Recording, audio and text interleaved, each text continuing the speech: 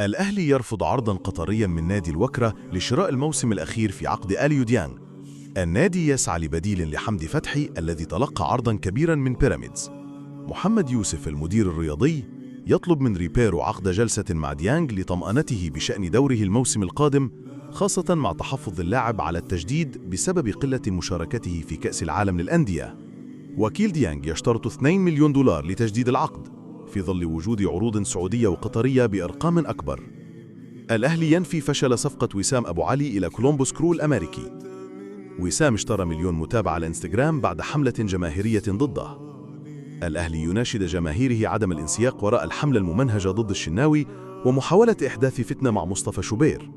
ريبيرو يشيد بالتطور البدني لأشرف بن شرقي ويعرب عن إعجابه بأدائه في التدريبات، كما عبر عن سعادته بأداء محمد شريف في المباراة الودية الأخيرة، وأكد على منحه دفعة معنوية لاستمراره بهذا المستوى.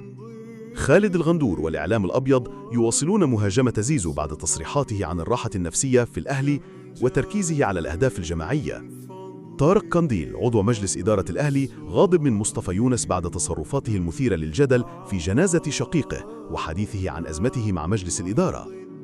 جون إدوار يحاول إقناع فيريرا بعودة أحمد فتوح لمعسكر الزمالك رغم رفض المدرب سابقا بسبب أزمة اللاعب. عبد الله السعيد سعيد بالتجديد مع الزمالك ويعد الجماهير ببذل أقصى جهده الموسم المقبل. عمر جابر يطمئن الجماهير، الفريق سيكون منافسا قويا على كل البطولات. هيثم شعبان يهاجم مانويل جوزيه، لم يقدم شيئا للكرة المصرية، الأهلي كان يملك أفضل اللاعبين. محمد الصباح الحكم الدولي السابق، لا توجد بصمات واضحة للخبراء الأجانب بالتحكيم المصري. يشيد بأوسكار رويز ويعتبره الأفضل من حيث التدريب والتحليل. يرى أن قرار الاعتزال من فوق 45 عاما سببه عناصر داخلية. يؤكد أن جلاتنبرغ كان غائبا باستمرار، بينما بيريرا يتميز إداريا لكنه لم ينجح فنيا. الأهلي يقرر العودة من تونس يوم الأحد بدلا من السبت، مع منح اللاعبين راحة لمدة يومين قبل استئناف فترة الإعداد للموسم الجديد، والتي قد تتضمن مباراة أو مباراتين وديتين ضد أندية الدوري يحددهما الجهاز الفني بناء على نتائج قرعة البطولة المقرر إجراؤها يوم الأحد المقبل.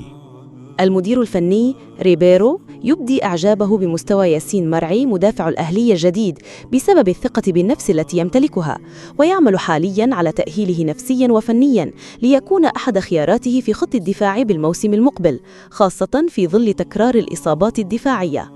الثنائي أشرف داري وياسر إبراهيم يظهران بشكل جيد في التدريبات بتونس، ويعتبران الأقرب لبدء الموسم أساسيين. أحمد رمضان بيكهام هو المنافس الأقرب لهما، ويحظى بثقة ريبيرو بسبب تنفيذه الجيد للتعليمات، خاصة في بناء اللعب من الخلف. حسين الشحات ينتظر حسم موقفه من عرض خارجي جديد تلقاه مؤخرا، وذلك بعد عودة الفريق من تونس. مصدر بالأهلي ينفي تلقي النادي عرضا من الوداد المغربي لشلاء المتبقي من عقد أحمد عبد القادر.